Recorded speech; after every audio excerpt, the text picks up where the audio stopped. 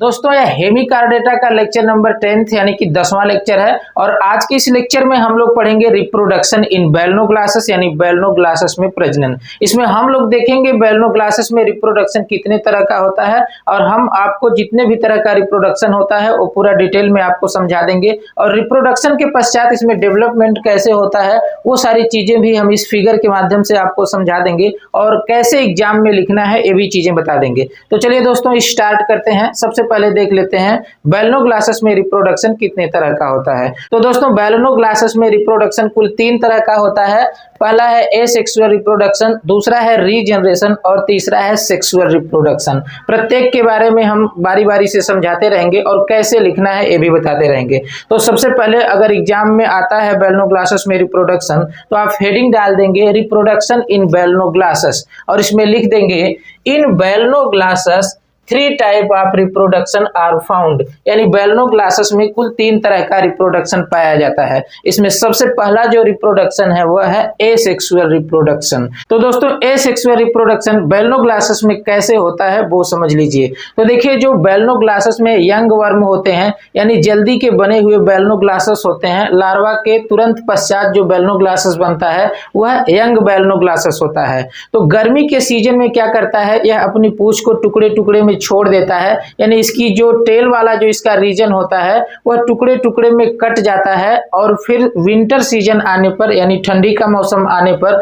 प्रत्येक टुकड़ा नया नया बैलनोग्लासेस बना लेता है। अब इस बात को एग्जाम में कैसे लिखेंगे तो देखिए समझिए, आप लिखेंगे ड्यूरिंग समर यानी गर्मी के सीजन में इट्स यंग वर्म, यानी इसके जो यंग वर्म रहेंगे यानी नया बना हुआ बैलनोग्लासेस रहेगा, cut off into small pieces, छोटे छोटे पीसेस में कट जाता है फ्रॉम टेल रीजन यानी पूंछ वाले भाग से, एंड ईच पीसेस और प्रत्येक पीस प्रत्येक टुकड़े डेवलप इनटू एडल्ट यानी कि एडल्ट में डेवलप हो जाते हैं इन द विंटर सीजन यानी जब ठंडी का मौसम आता है तब। तो एक तरह का रिप्रोडक्शन आप समझ गए एसेक्सुअल रिप्रोडक्शन कैसे होता है। तो इसका जो यंग वर्म होता है यानी नया बना हुआ बैलनोग्लासेस होता है, यह अपनी पूंछ को टुकड़े टुकड़े में कट कर देता है और प्रत्येक टुकड़े नए नए बैलनोग्लासेस बना लेते हैं। तो एक रिप्रोडक्शन आपको क्लियर हो गया। दूसरा है रीजनरेशन। तो दोस्तों रीजनरेशन में क्या होता है, जो बैलनोग्लासेस होता है आपको पता है कि बैलनोग्लासेस की बॉडी 3 पार्ट में डिवाइड होती है। सबसे आगे प्रोबोसिस होता है, बीच में कॉलर होता है और पीछे वाला पोर्शन ट्रंक होता है। जैसे अगर हमें बैलनोग्लासेस समझे तो मेरा ये वाला पोर्शन क्या है, प्रोबोसिस है, और ये वाला रीजन क्या है, कॉलर है, और इसके नीचे का पोर्शन क्या कहलाएगा, ट्रंक कहलाएगा। तो इनकी बॉडी का तीनों पार्ट अलग अलग हो जाता है और प्रत्येक पार्ट नया नया बैलनोग्लासेस बना लेता है। जैसे अगर इसका प्रोबोसिस अलग हो गया तो वह नया कॉलर और नया ट्रंक बना लेगा, और कॉलर अगर अलग है तो वह नया प्रोबोसिस बना लेगी और नया ट्रंक बना लेगी, और ट्रंक अगर अलग है तो नया कॉलर और नया प्रोबोसिस बना लेगी। यानी तीनों में से कोई भी पार्ट अलग हो करके 2 नए पार्ट को अपने बना सकता है और फिर नए बैलनोग्लासेस में चेंज हो सकता है। तो इसी बात को आप यहां पर लिख देंगे शॉर्ट में कि proboscis, collar and trunk can regenerate, यानी तीनों अलग अलग होकर के रीजनरेट कर सकते हैं the last part of the body, यानी जो खोया हुआ बॉडी का पार्ट है। जैसे अगर कॉलर है तो कॉलर का क्या खोया हुआ है, प्रोबोसिस और ट्रंक, और अगर ट्रंक है तो इसका क्या खोया हुआ पार्ट है, प्रोबोसिस और कॉलर। उसी तरह से अगर प्रोबोसिस है इसका कौन पार्ट खोया हुआ है, कॉलर और ट्रंक। तो ये अपने खोए हुए पार्ट को दोबारा से बना लेते हैं, रीजनरेट कर लेते हैं ऑफ द बॉडी, यानी कि खोए हुए पार्ट को फिर से बना लेते हैं। तो इसमें इस तरह का लिख देंगे तो क्लियर हो जाएगा। तो 2 तरह के रिप्रोडक्शन आप देख लिए, एक तो एसेक्सुअल और दूसरा रीजनरेशन। अब चलिए देखते हैं तीसरे तरह का रिप्रोडक्शन इसमें कैसे होता है। तो सबसे खास तरह का जो तीसरा रिप्रोडक्शन है वो है सेक्सुअल रिप्रोडक्शन। सेक्सुअल रिप्रोडक्शन इसमें कैसे होता है तो यह समझ लीजिए, जो बैलनोग्लासेस होता है यह यूनिसेक्सुअल होता है। यूनिसेक्सुअल का मतलब एक लिंगी होता है, मेल अलग रहेगा फीमेल अलग, यानी कि मेल बैलनोग्लासेस अलग रहेगा और फीमेल बैलनोग्लासेस अलग रहेगा, जैसा कि हायर प्राणियों में ऐसा होता है।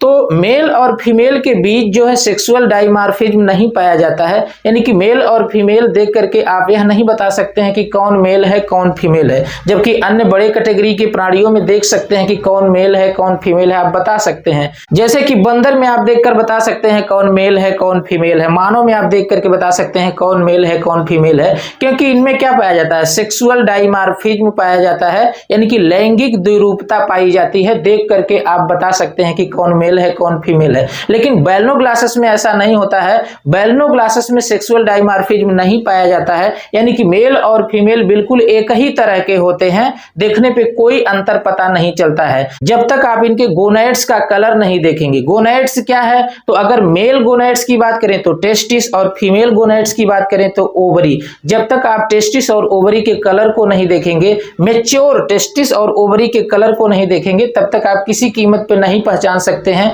कि कौन मेल बैलनोग्लासेस है कौन फीमेल बैलनोग्लासेस है। तो आप समझ गए कि यह यूनिसेक्सुअल होता है, मेल अलग और फीमेल अलग। दूसरी बात आप जान गए कि इसमें सेक्सुअल डाइमॉर्फिज्म नहीं पाया जाता है, यानी कि मेल और फीमेल बिल्कुल एक ही तरह के दिखते हैं, किसी भी तरह का कोई अंतर नहीं होता है। जब तक आप गोनैड्स के कलर को नहीं देखेंगे तब तक आप किसी भी कीमत पे पहचान नहीं सकते हैं।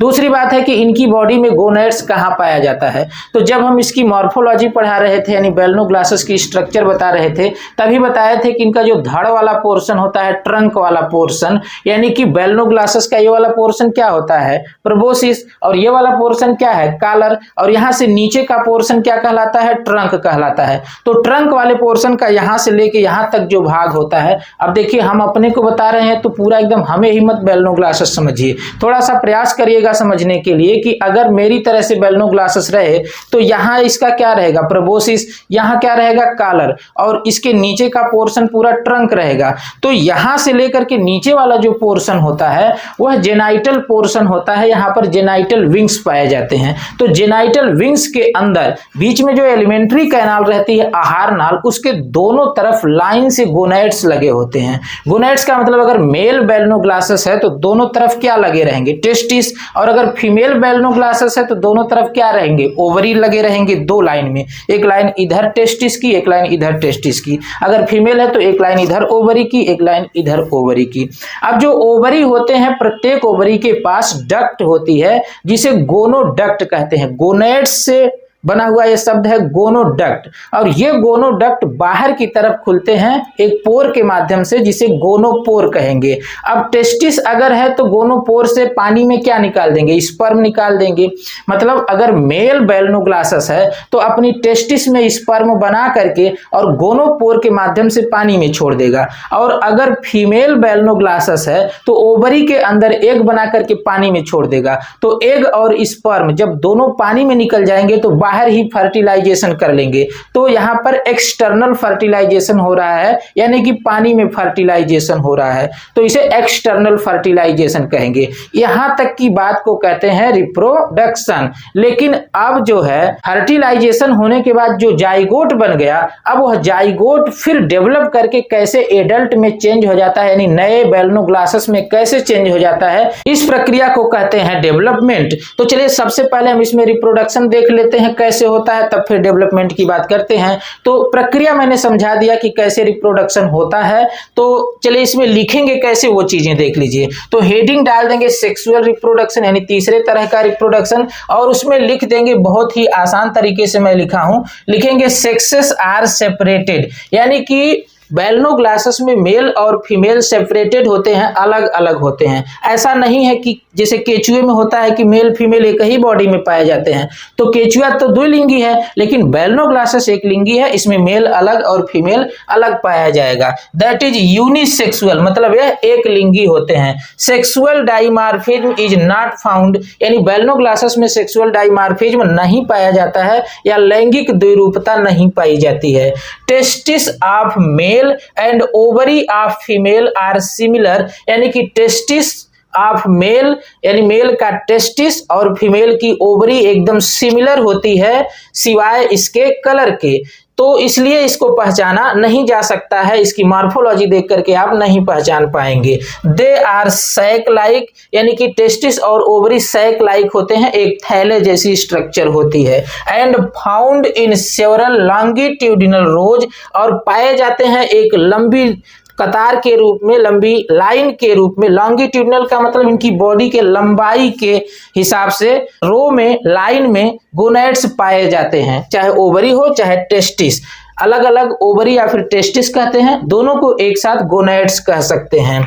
Either side of alimentary canal, यानी एलिमेंट्री कैनाल के दोनों तरफ। अभी मैंने बताया है कि अगर बीच में एलिमेंट्री कैनाल है तो एक लाइन इधर गोनैड्स और एक लाइन इधर गोनैड्स, और अगर मेल है तो गोनैड्स के रूप में टेस्टिस और फीमेल है तो गोनैड्स के रूप में ओवरी रहेगी। क्लियर हो गया। आगे है each gonads has narrow neck which open outside, यानी प्रत्येक गोनैड्स के पास नैरो नेक होता है, व्हिच ओपन आउटसाइड, जो बाहर की तरफ खुलते हैं, थ्रू गोनोपोर, यानी गोनोपोर के माध्यम से बाहर खुलते हैं। एक बात मैं और बता दूं, गोनोपोर जो होते हैं ये गिल पोर के पास ही खुलते हैं। अब सारी चीजें एकदम लिखेंगे तो बहुत लंबा हो जाएगा, जो मेन चीजें हैं वही मैंने यहाँ पर लिखा हुआ है ताकि आप एग्जाम में लिख सकें। अगर पूरा हम लिखने लगेंगे तो आप किताब से ही पढ़ लेंगे, क्या दिक्कत है। तो यहाँ पर जो खास चीजें हैं वही मैंने बताया है कि जो गोनोडक्ट होती है या ओवरी की या फिर टेस्टिस की जो डक्ट होती है वो बाहर गोनोपोर के माध्यम से खुलती है। बाकी आप जानते रहिए कि ये जो गोनोपोर होता है यह गिल पोर के पास ही खुलता है। सबसे लास्ट में आप एक लाइन और दिखा देंगे कि फर्टिलाइजेशन इज एक्सटर्नल। जब फर्टिलाइजेशन एक्सटर्नल की बात कर दी गई तो यह पता चल गया कि गोनोपोर के माध्यम से मेल बेलनोग्लासेस स्पर्म छोड़ देगा पानी में और फीमेल बेलनोग्लासेस जो है वो ओवम छोड़ देगा पानी में, तो फर्टिलाइजेशन बाहर हो ही जाएगा, जायज सी बात है। तो फर्टिलाइजेशन तक की बात कंप्लीट हो गई। अब फर्टिलाइजेशन के बाद बना हुआ जो जाइगोट रहेगा, अब उसमें डेवलपमेंट होना है और डेवलपमेंट होकर के नए बेलनोग्लासेस का निर्माण करना है।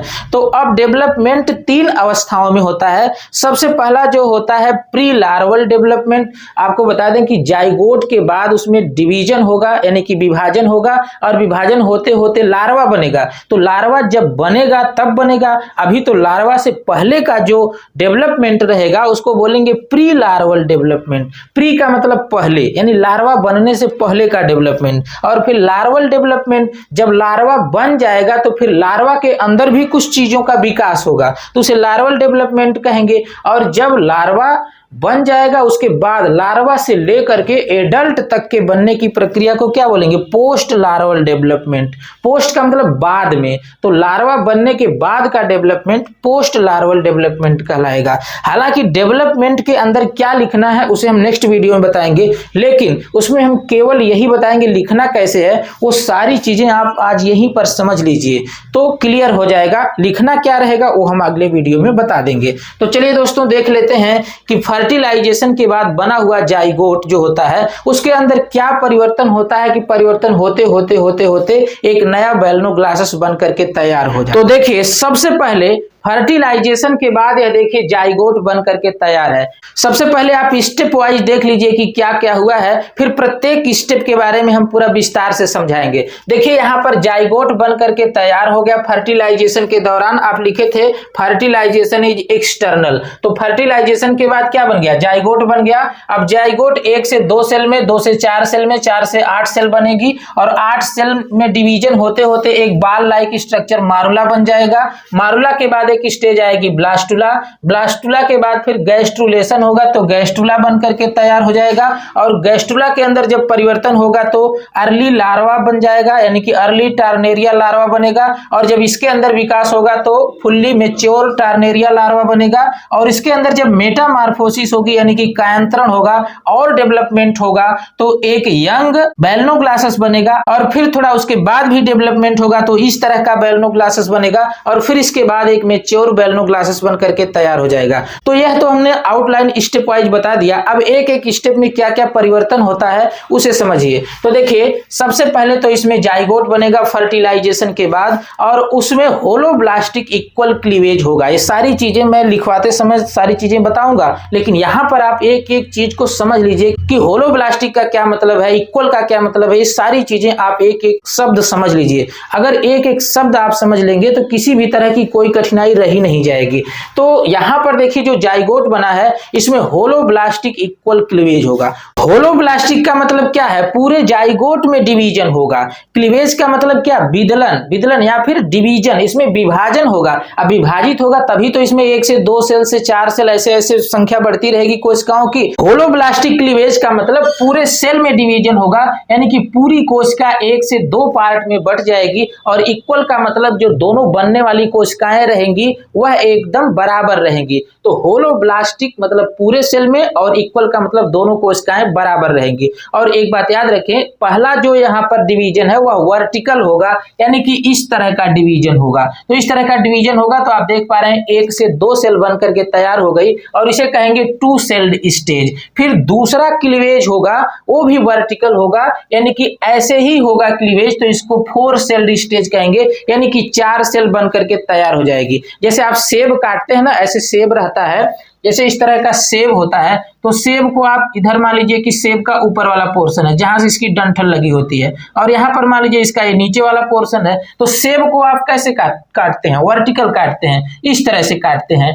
फिर जो है जब इसको 4 टुकड़ा बनाना होता है तो इस तरह से काटते हैं। ऐसे ही सेब को काटते हैं, या कैसे आप काटते हैं, वर्टिकल काटते हैं। ऐसा नहीं है कि अगर आप सेब काटते हैं तो ऐसे काट देते हैं, ऐसे नहीं काटते हैं, वर्टिकल काटते हैं। तो बिल्कुल उसी तरह से यहाँ पर भी पहला डिवीजन वर्टिकल होगा, तो इस तरह से 2 सेल बन जाएगी, और फिर वैसे वर्टिकल होगा तो 4 सेल बन जाएगी। अब अगला जो क्लीवेज होगा वो हॉरिजॉन्टल होगा, तो जो 4 सेल बनी हुई थी अब वह 8 सेल बन जाएगी। अभी तक तो क्लीवेज इक्वल हो रहा था, यानी बराबर बराबर कोशिकाएं बन रही थी, समान कोशिकाएं बन रही थी, लेकिन अब अनइक्वल डिवीजन होगा, मतलब एकदम यहां से डिवीजन नहीं होगा, थोड़ा ऊपर से देखिए डिवीजन हो रहा है। तो जो 8 सेल की स्टेज है, 8 सेल्ड स्टेज, उसमें 4 नीचे की कोशिकाएं बड़ी बड़ी हैं और ऊपर की जो कोशिकाएं हैं छोटी छोटी हैं। इन कोशिकाओं को ब्लास्टोमियर कहेंगे। तो ऊपर वाली जो छोटी छोटी कोशिकाएं बनी हुई है उसको माइक्रोमियर, और नीचे की जो बड़ी कोशिकाएं हैं उसको मैक्रोमियर बोलेंगे। तो 8 सेल बनने के बाद अब लगातार डिवीजन होगा, और डिवीजन होते होते एक बाल लाइक स्ट्रक्चर बन जाएगी। यहाँ पर आप देख रहे हैं सॉलिड बाल लाइक स्ट्रक्चर बन जाएगी, जिसे क्या कहेंगे, मारुला कहेंगे।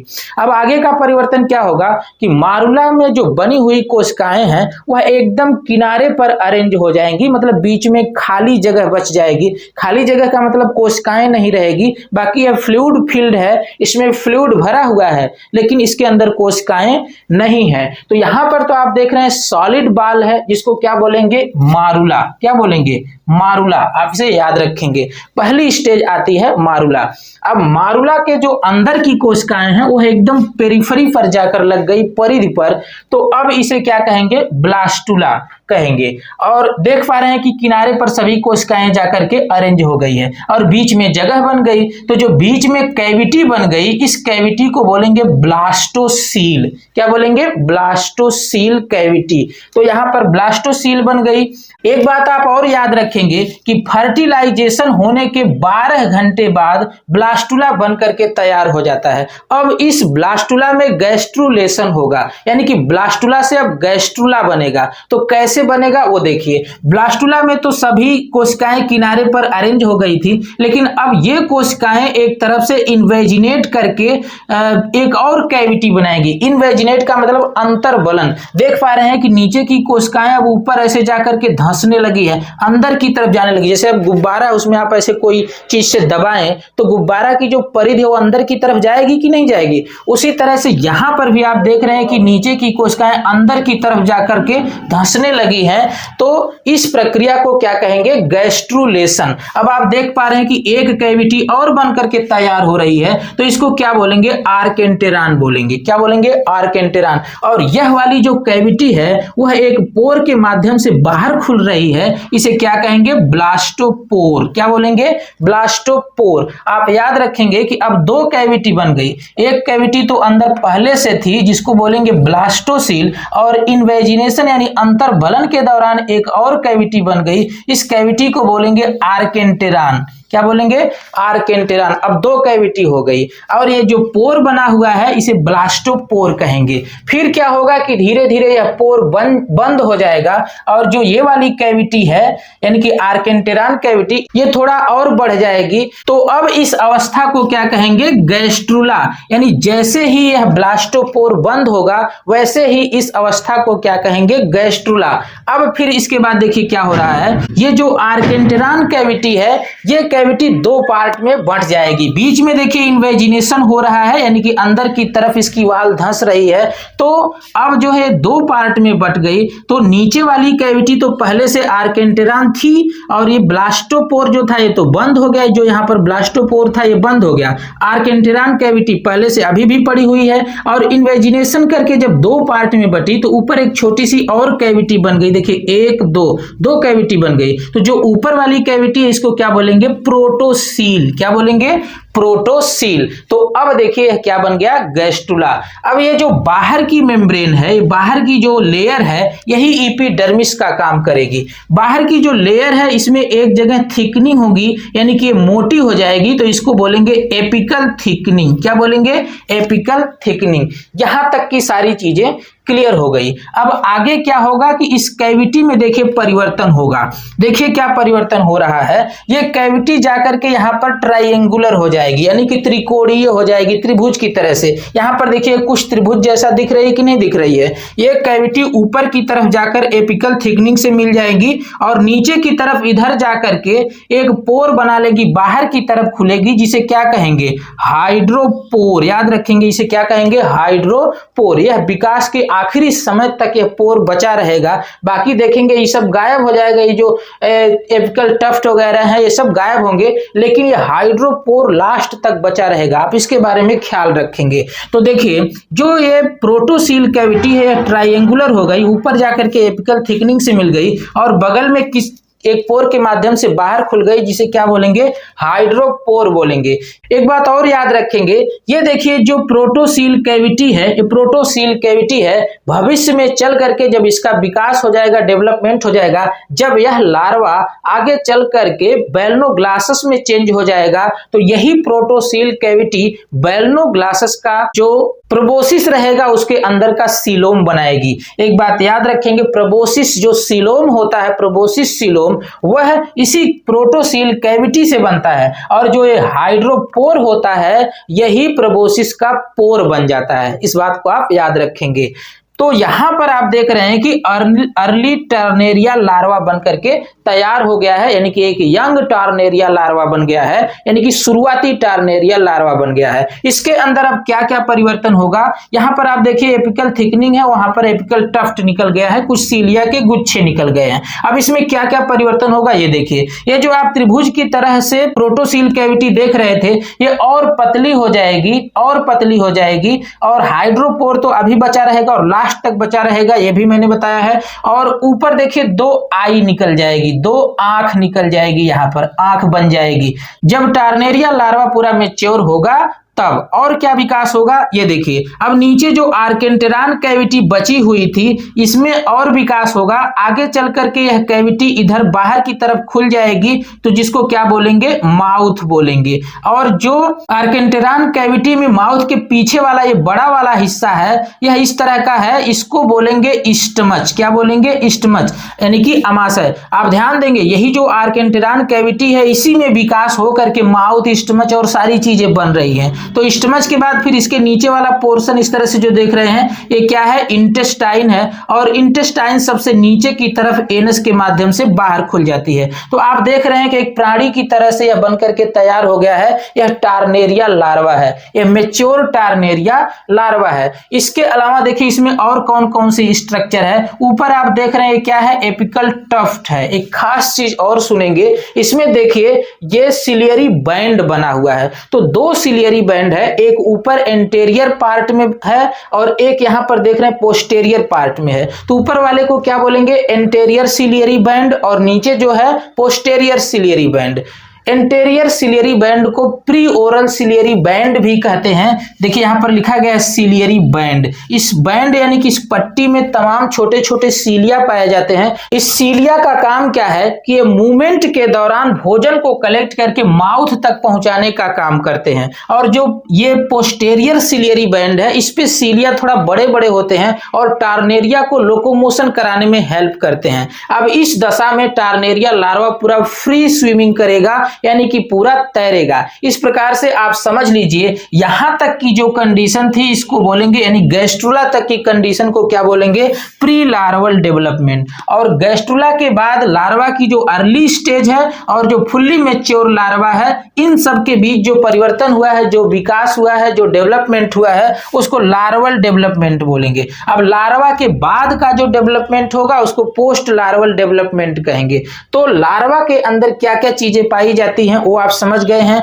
लार्वा बहुत दिनों तक फ्री स्विमिंग करेगा और भोजन भी करता रहेगा।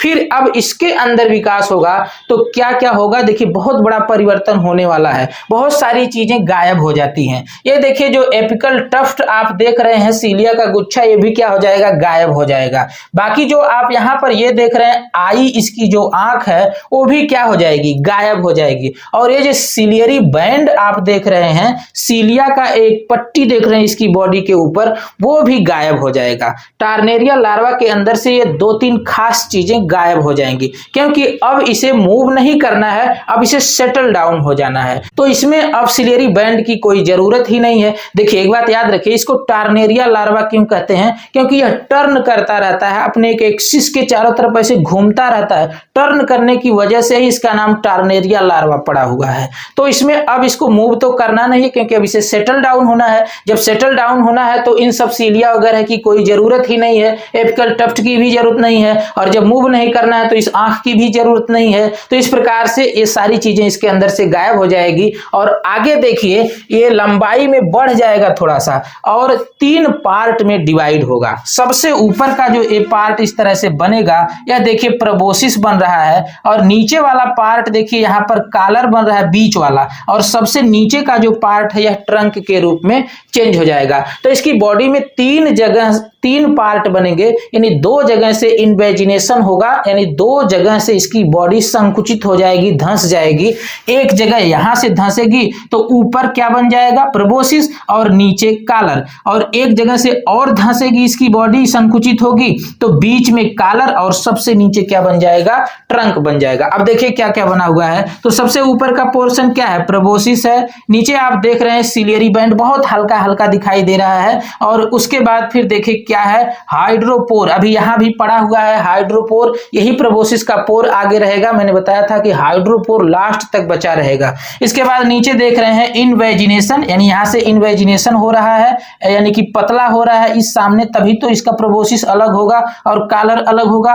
और ये वाला पोर्शन आप देख रहे हैं इसका कॉलर बन गया है। और यहां पर लिखा है first and second Gill pores. यहां पर देखिए जो फर्स्ट सेकेंड गिल पोर बन गए हैं, जैसे जैसे मैच्योर होगा इसमें गिल पोर की संख्या आगे बढ़ती चली जाएगी। तो गिल पोर हो गया।